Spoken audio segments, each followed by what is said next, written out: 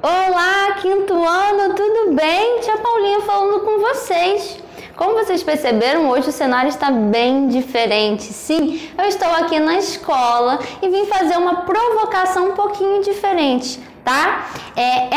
Esse vídeo, ele não contém conteúdo. É mais uma brincadeirinha, uma provocação para o nosso conteúdo, para a nossa história ficar muito mais interessante e divertida, tá? Então, por isso, o que eu tinha propôs hoje, né? É um videozinho, uma sketch, tá? Eu vou fazer aqui uma encenação, espero que vocês se divirtam, que vocês gostem, e aí depois a gente vai refletir um pouquinho sobre o assunto da unidade 6, tá? Nós estamos na apostila 6, na apostila 3, unidade 6, sim, terceiro bimestre, e hoje nós vamos falar um pouquinho mais sobre urbanização e modernização no Brasil, tá? Vamos nessa!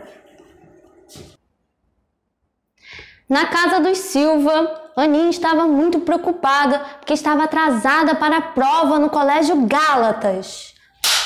Ação! Ai, meu Deus, pai, e agora? Eu estudei tanto para a prova, tenho que ir para a escola para fazer a prova. Por favor, pai, eu não posso pegar ônibus por causa do coronavírus. Me dá uma carona, por favor, pai, por favor. Pai, vamos logo. Entra aí, senta aí, vamos pro carro. Vamos, senta aí, vai rapidão. Vai, pai, corre. Botei o cinto seguro. Ai, não tô acreditando, tá tudo parado. E agora? O quê? Fazer o quê? O que a gente pode fazer, pai? Pegar um ônibus. Vamos, deixa o carro aí, vamos pegar um ônibus, rápido. Ali, cara, corre. Vamos, pai, pega um ônibus. Caramba, ainda bem que a gente entrou aqui no ônibus. Tá tudo lotado, eu tô sem máscara, pai. E agora? O que a gente vai fazer? Fazer o quê? Pegar trem? Ai, cara, eu não tô acreditando. Eu perdi a minha prova de história. Eu estudei tanto. Isso é culpa sua. Culpa minha? Sim, culpa sua, pai. Isso é culpa do Juscelino Kubitschek. O quê? Juscelino é teu amigo? Olá, quinto ano, tudo bem com vocês? Espero que vocês tenham gostado dessa esquete sobre a história da Aninha. Bom, por que a gente contou um pouquinho desse drama, oh meu Deus, desse drama mexicano sobre a história da Aninha e do pai dela que tá aqui comigo, porque ele sabe tudo de Juscelino Kubitschek, né? O que aconteceu, gente? Espero que vocês tenham entendido um pouco. A Aninha, ela estuda no Colégio Gálatas, no mesmo colégio que vocês, só que ela estava atrasada para fazer uma prova, não sei o que era, acho que era uma prova, né? E aí, ela acabou se atrasando, se desorganizou, diferente de vocês, né? Porque vocês são muito organizados, que eu sei. Ela se desorganizou, acabou perdendo o horário, né? Ao invés dela ir para a escola de bicicleta ou a pé, ela pediu ajuda do pai dela. Mas coitada, né? Ela teve que lidar com uma série de problemas. Um deles foi que ela usou o carro do pai e aí no meio do caminho eles pegaram um congestionamento, um trânsito enorme. Eu fiquei com pena dela. Vocês ficaram com pena também? Ficaram? Sim? Sim? Então vocês ficaram com pena dela? Sim. Eu não fiquei não, porque foi culpa dela, mas tudo bem. Tô brincando, coitadinha da Aninha. E aí depois o que eles fizeram? Ela com o pai tentaram pegar transporte público, que é uma ótima opção. Mas na realidade do Brasil, pegar ônibus, nesse caso, foi um problemão. O ônibus estava como mesmo? Cheio. Cheio demais, muito bem, criança, estava lotado. Você viu as pessoas com a máscara? Sim, eles estavam com a máscara por causa do coronavírus, então não era um ambiente propício. Ela acabou decidindo com o pai dela, que é super inteligente, sabe tudo de história, a pegar trem, mas não deu certo. Ela perdeu o horário da prova e aí ela disse que a culpa era do pai. Vocês concordam que a culpa é do pai dela? Tão simpático. Segundo ele, a culpa não é dele. A culpa é desse camarada aqui, chamado Juscelino Kubitschek. Tão bonitinho, Aninha. Ela falou, Ju, quem? É seu amigo? Então, Juscelino Kubitschek é um importante personagem da nossa história. E ao invés de explicar um pouquinho mais sobre ele, eu trouxe aqui algumas reflexões, alguns questionamentos sobre o nosso conteúdo da unidade 6, da nossa apostila 3, tá? Prestem atenção. Pode passar, por favor. Nós estamos falando sobre modernização e desenvolvimento econômico no Brasil. Nós vamos falar sobre o período da Era Vargas, que foi um momento estratégico na nossa história, na consolidação da nossa economia, no processo de urbanização, modernização e industrialização. Olha quantas palavras que terminam em são. Então, pode passar, amiguinho, por favor. Nós temos aqui uma linda imagem da abertura da nossa apostila e ela traz também alguns questionamentos, né? Nós temos o quê? Uma menina brincando, gostaria muito de estar com essa menina brincando lá, passeando, mas não pode, tá? Agora não, a gente fica um pouquinho mais guardado esperando o momento propício. Mas enfim, nós temos aqui uma imagem de abertura da nossa apostila que traz aqui uma reflexão, uma interessante reflexão. Por quê? Nós temos aqui construções do passado e construções mais modernas, né? Pode passar para mim, por gentileza? Muito obrigada. Então vamos lá, observe essa imagem e responda. Que elementos você vê nessa imagem? A tia já deu uma dica, né? Essas construções foram feitas no mesmo período? A tia também já deu uma dica, né? São construções, algumas mais antigas e outras mais modernas. Mais uma pergunta para vocês. Será que os usos desses locais e espaços mudaram com o tempo?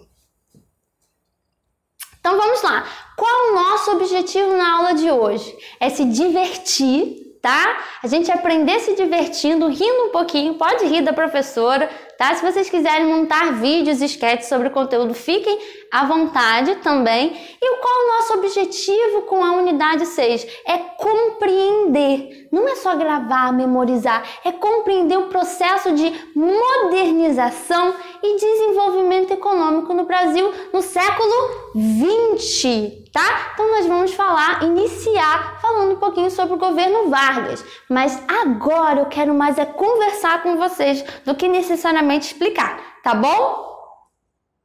Pode parar aqui. Deixa eu só beber água. Olá, quinto ano, retornando à nossa explicação. Nosso objetivo também nessa unidade 6 do terceiro bimestre é identificar as relações entre o processo de industrialização e modernização do Brasil, tá bom? Então, olha só, nós vamos falar... Eu acho que deu uma travada legal. Fazer assim e tu passa. Pra não ficar esse maragem assim, cri, cri. Posso fazer de novo? Pode. Pode? Tá? Aí eu faço assim, ó. Beleza? Show. Então, vamos lá. Pode ir. Pode ir? Olá, quinto ano, retornando às nossas provocações, tá? A unidade 6, nós vamos falar sobre também, um dos nossos objetivos é identificar a relação ou as relações entre o processo de industrialização e modernização do nosso país, da sociedade brasileira, tá? Hoje eu quero trazer algumas reflexões, eu quero que vocês pensem um pouquinho sobre a nossa realidade, sobre o que vocês vivem no cotidiano. Você já parou para pensar sobre o local onde vocês vivem? Sobre os diferentes tipos de tecnologia do nosso dia a dia? Gente, vocês já olharam para o céu e pensaram no peso de um avião? Como é que ele consegue ficar lá pairando no ar, viajando em diferentes espaços? Além do avião, eu trouxe até aqui um PS4 para motivar a gente. Vocês já pensaram na tecnologia que é aplicada no nosso cotidiano, no PS4, nos jogos eletrônicos, no computador, na câmera de vídeo? Tudo isso tem embutido muita ciência e muita tecnologia. Mas isso não assusta um pouco vocês? Pelo menos a tia sempre fica refletindo sobre as repercussões dessas tecnologias, né? A tia trouxe uma coisa também que instiga muito a humanidade. Espero que vocês reflitam sobre isso. sobre a chegada do homem à Lua, sobre os foguetes, né? Os astronautas. É que a tia trouxe até uma frase, né? Um pequeno passo para o homem, um grande salto para a humanidade, né? Então, a tia também trouxe algumas imagens de cidades ultramodernas, como Xangai, China, Dubai, Emirados Árabes. E aí eu trouxe algumas características, né? Algumas informações sobre essas megas cidades ultramodernas, né? Dubai floresceu numa região que antes era só deserto, milionários do petróleo que construíram essa cidade super moderna, né? Construíram com o que poderia existir de mais sofisticado na tecnologia do mundo. E nós temos a Ilha da Palmeira também, que é uma ilha toda artificial e que foi construída com muita tecnologia. Então, uma pergunta que eu faço a vocês: eu trouxe exemplos de cidades ultramodernas, de ciência e tecnologia que explodem no nosso cotidiano, né? Que nós usamos. E agora a pergunta que eu vos faço: o Brasil é um exemplo de país moderno? É um exemplo de país urbano? Será? Eu trouxe aqui mais uma vez a imagem da abertura da nossa unidade, né? O centro do Rio de Janeiro, os Arcos da Lapa e outras construções mais recentes, mais modernas, tá? E aí, vamos lá. Os Arcos da Lapa, né, que é aquela primeira imagem lá em branco, aquela construção em branco, também conhecidas como Aqueduto da Carioca, foram construídos no século XVIII, no século XVIII, entre os anos de 1725 e 1744. Ih, há muitos anos atrás, professora. O objetivo dessa obra tinha um objetivo prático, era transportar água das nascentes do Rio Carioca até o Largo da Carioca. Vocês já visitaram o centro do Rio de Janeiro? Então nós temos, ao longo das paisagens do Rio de Janeiro, essa convivência entre construções do passado distante e construções mais modernas. Então o Brasil é essa mistura de tradição com modernidade. Mas eu pergunto mais uma vez, comparado a Dubai, a Xangai, o Brasil é um país urbano, né? Pensem um pouco também sobre os transportes que são usados no nosso cotidiano, no nosso dia a dia, ok? Então vamos falar do capítulo 1, industrialização e modernização. Vamos lá. Foi principalmente a partir da década de 1950 que o Brasil começou um grande movimento no rumo, né, à industrialização e modernização, tanto social como econômica. Então prestem atenção, vamos contextualizar um pouquinho. O Brasil entrou de fato na esteira do progresso, entre aspas, na década de 50, ok? Então vamos lá. E dentro desse contexto, dentro desse processo, a indústria automobilística, carros, né? A indústria automobilística brasileira começou a se desenvolver a partir dos anos de 1950. Atualmente, nos dias de hoje, grande parte desses automóveis circulando nas ruas é produzido no Brasil, tá bom? Então prestem atenção. A história do Brasil rumo à modernização, à industrialização, ela se inicia sobretudo, não se inicia, mas ela ganha mais força, sobretudo na década de 50. E o importante personagem dessa história foram os carros, sim, o que nós chamamos de indústria automobilística. A tia vai explicar tudo isso lá na videoaula com muita tranquilidade, tá bom? Aqui eu estou fazendo mais questionamentos, mais perguntas, reflexões e provocações para a gente começar a estudar com vontade sobre esse assunto que é tão importante para o nosso dia a dia, tá? Então pensem um pouquinho, né, sobre esse conteúdo e agora eu vou fazer mais algumas perguntas. Como é que vocês fazem para se deslocar para a escola? A maior parte dos estudantes moram aqui pertinho, né? Os professores também.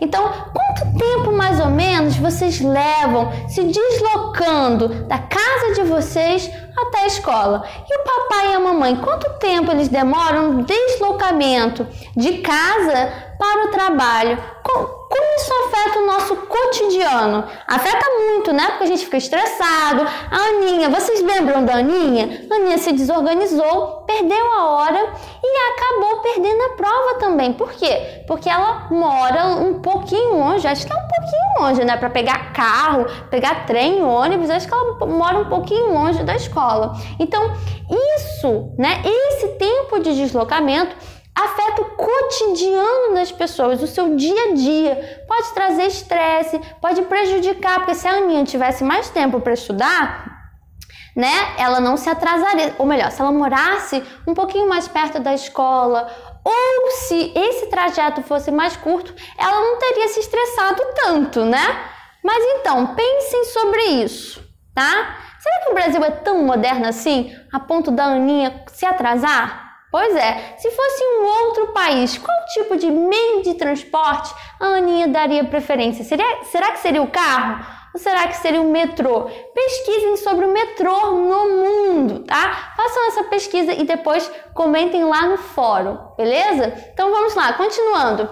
Todos esses exemplos representam marcos no processo de modernização do país, né? Que nem sempre trazem vantagens, podem trazer também desvantagens, prejuízos. Pensem sobre isso, tá? Pensem nesses aspectos positivos e nos aspectos negativos da modernização, não só do Brasil, como também de outros locais do mundo, ok? Então vamos lá, sobre essa história eu conto um pouquinho mais na videoaula, tá bom? Eu espero que vocês tenham se divertido, que vocês deem boas gargalhadas com a situação da Aninha, tá? E estudem, gente, porque história é muito importante, ok? Um beijo, obrigada!